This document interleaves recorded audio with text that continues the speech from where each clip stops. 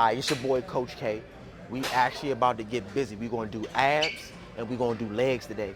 We already did, I think, 4 sets of this so far, right? I think this is the 5th set, just to be clear. We're doing about 20 to 30 reps on this.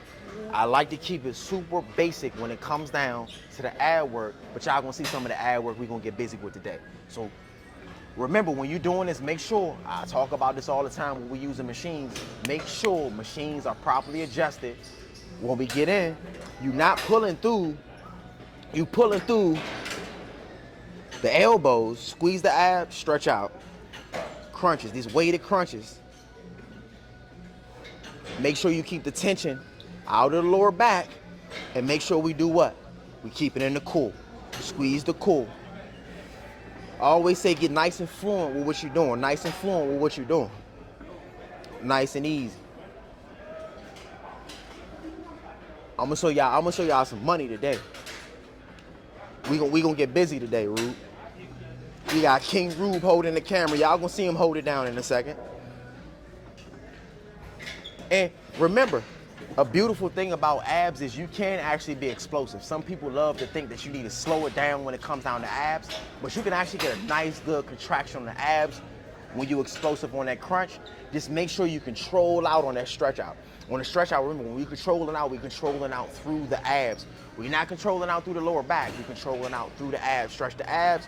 Once you feel that contraction at the peak of the ab, squeeze again, crunch, and then come right back up. I'm gonna do 10 more when we off this. Get that breathing.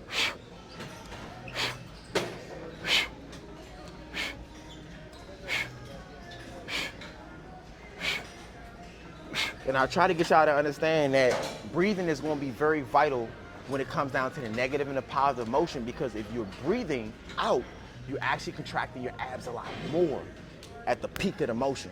Then when you're breathing in and stretch out, do understand we can still feel everything in core because we're stretching out through core.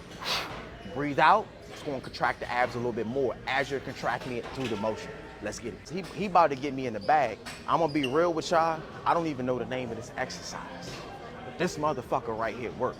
The beautiful thing about this exercise is you actually want to strengthen your upper body, mainly when it comes down to holds. This is another reason why I keep telling y'all, you need to practice your isometric holds. Check this out right here. We going right here with, oh yeah, see, told you. We on some different shit today.